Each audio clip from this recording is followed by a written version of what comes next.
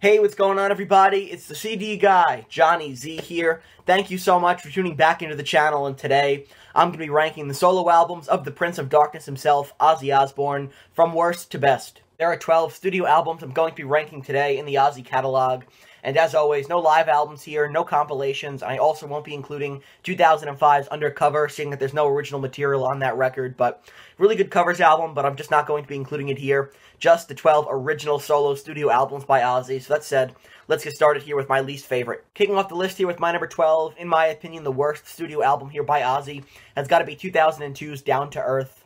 And, I wouldn't say it's a bad album, but it's just extremely forgettable in the Ozzy catalog, in my opinion. Outside of the classic track Dreamer, this album really does have little re-listenable value to me, at least. I haven't listened to this album in a long time.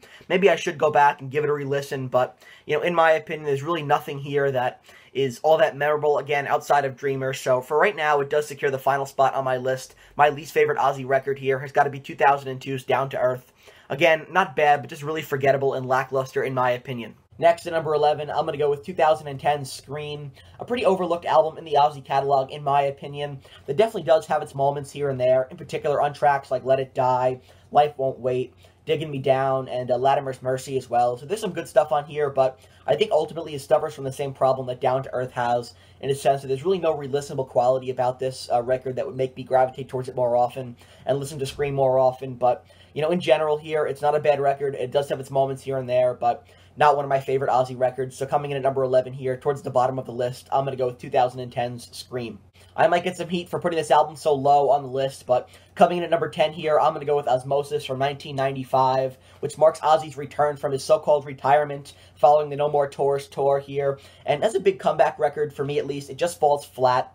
But I do feel like I misspoke a while back when I did a video and I said that Perry Mason was the only good song off this record. It's not a bad album, and it does have a few more standouts, in my opinion, aside from Perry Mason, such as I Just Want You, Ghost Behind My Eyes as well, and See You on the Other Side. So there are some decent tracks on here that I failed to mention in a previous video, but aside from the tracks that I mentioned, the rest of the album just comes off pretty uninspired as far as I'm concerned, which is why I have it towards the bottom of my list. Again, I know some people might disagree with me putting it here so far down on the list, but in my opinion, it's just not one of my favorite Ozzy records, and like I said before, it just kind of falls flat for me. So coming in at number 10, I'm going to go with 1995's Ozzmosis. Following that up with my number 9, I'm going to go with Ozzy's most recent record, Patient Number 9, and, people might disagree with me on this, but from here on out, every entry on this list is a 4 out of 5 album or higher. And of course, with any new album, I'm going to have a lot more time to listen to it. We just got this album earlier this month, so my opinions on this record could, of course, change over time. But, in the short period of time I've had with this album, and I did just listen to it again last night prior to recording this, I really dig it. And I really enjoy a lot of the collaborations on here as well, with the likes of Taylor Hawkins, Tony Iommi, Mike McCready, Jeff Beck, and Eric Clapton, just to name a few. And there's some really enjoyable tracks on here, some great modern-day Ozzy tracks, I should say.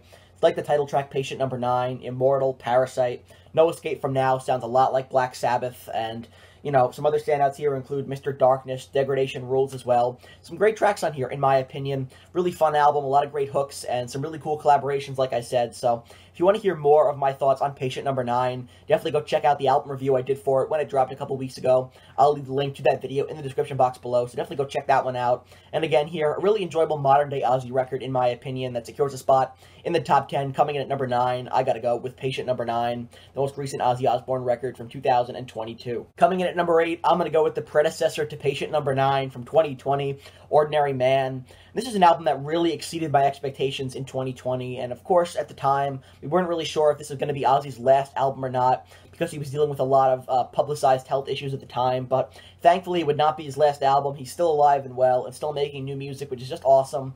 And, this album was in heavy rotation for me in early 2020 during that, first portion of COVID lockdown, and it's a great album here. I had a lot of time to listen to it at home. Great tracks on here, in my opinion, like Straight to Hell, All My Life, Ordinary Man featuring Elton John is really cool. Under the Graveyard is awesome. Sounds like old school Ozzy, in my opinion. Scary Little Green Men is fun. And then It's a Raid featuring Post Malone. Not a Post Malone fan, but I do enjoy this collaboration, so there's some good stuff on here, like I said. A really fun and enjoyable record, and it does kind of feel like Patient Number 9. It's an extension here of Ordinary Man, but they're both fantastic albums, in my opinion, that I really enjoy. A lot of fun to listen to, so that said, coming in at number 8, I'm going to go with 2020's Ordinary Man. For my number 7, how about Ultimate Sin from 1986? Ozzy trying his hand at a more glam metal sound here, adopting a more glam image as well to better adapt to the times and the trends in the mid to late 80s. And there's some good stuff on here, you know. Is it heavy Ozzy? Not really. You know, there are some heavy tracks on here, but not in the traditional sense. But there are some great songs, in my opinion, such as The Ultimate Sin, the title track. Secret Loser is fun. Never Know Why. Of course, you have Shot in the Dark on here. Killer of Giants. Fool Like You.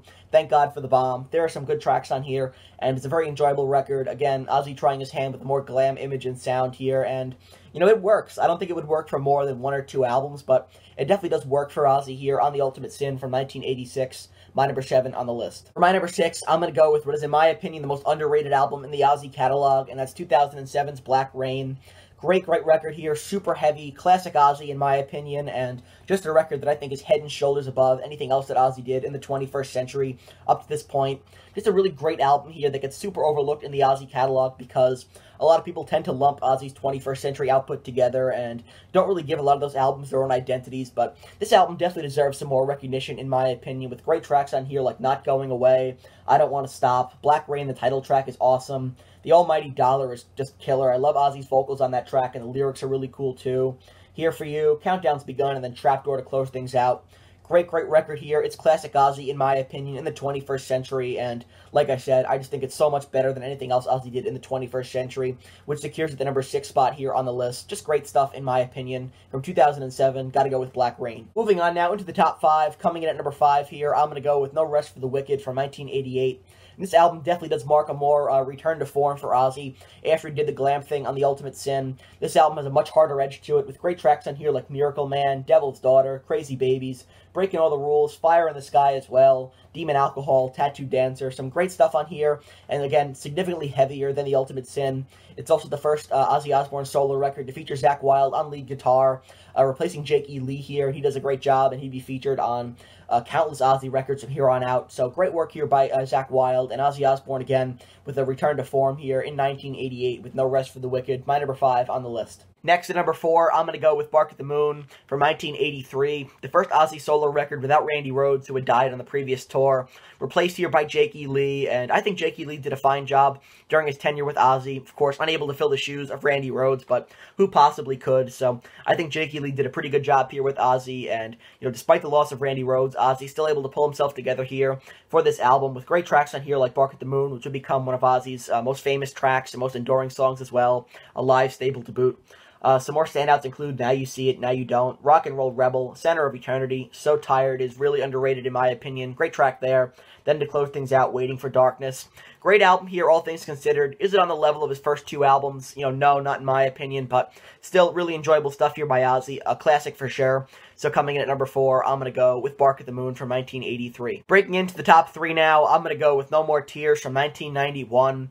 This is one of Ozzy's most commercially successful records and a monster release that kickstarted a pretty eventful decade for Ozzy, who delivered here with his best album in years, in my opinion, alongside songwriting partners like Zakk Wylde and Lemmy Kilmister, with some awesome tracks on here that include Mr. Tinker Train, I Don't Want to Change the World, Mama, I'm Coming Home would be a massive hit for him. The title track, No More Tears, is great. Desire, Hellraiser, written by Lemmy. Just a really awesome album here. Road to Nowhere is great as well to close things out. Ozzy firing on all cylinders, entering a new decade here with, like I said, his best release in years. So, coming in at number 3, kicking us off in the top 3, I gotta go with 1991's No More Tears. Next, at number 2, I'm going to go with Diary of a Madman from 1981. Unfortunately, the final studio album to feature Randy Rhoads during his lifetime here on lead guitar, but he goes out in a blaze of glory with an excellent performance from top to bottom on this record. I think Ozzy sounds fantastic on this album as well, with some killer songs such as Over the Mountain, Flying High Again, You Can't Kill Rock and Roll, Believer, Sato, and Diary of a Madman to close things out. The iconic title track. You know, this is a great album here from top to bottom, really. The 2002 reissue was a disaster, but the original album is a classic for a reason. So coming in at number 2 here, I'm going to go with 1981's Diary of a Madman. And finally, coming in at number 1, in my opinion, the best Ozzy studio album, and it can only be one for me, from 1980, I got to go with Blizzard of Ozz here, his debut record. And, you know, after being booted from Black Sabbath, Ozzy miraculously landed back on his feet here with this incredible studio album, working alongside the likes of Randy Rhoads, Bob Daisley, Don Airey, and Lee Kerslake to deliver an absolute metal essential, in my opinion, that features some of Ozzy's best work, with tracks on here such as, of course, you have Crazy Train, but I Don't Know is a great track as well. Goodbye to Romance is awesome. Suicide Solution, Mr. Crowley, you got Revelation, Mother Earth, and Steal Away the Night. Just an awesome album here from top to bottom. A perfect record, in my opinion, by Ozzy on his solo debut. After being kicked out of Black Sabbath, Ozzy, like I said, landing back on his feet here and then some, embarking on one of the most successful solo careers in metal. So coming in at number 1. Again, it could only be this album for me, and that's Blizzard of Ozz from 1980. So that wraps up my list, counting down the studio albums of Ozzy Osbourne from worst to best, which should be visible right over here. And if you enjoyed this video, please give it a thumbs up, subscribe to the channel down below, and we're on the road to 1,000 subs. We're less than 150 subscribers away, so if you have not subscribed yet to the channel, please feel free to do so, and turn on the bell for notifications to be notified of a new upload. Let me know down in the comments below as well, what are your favorite Ozzy studio albums, and did you agree with my ranking? I'd be very interested in hearing your opinions down below, so let me know all that good stuff in the comments. And until next time, it's the CD guy, Johnny Z, signing off. Take care, everybody.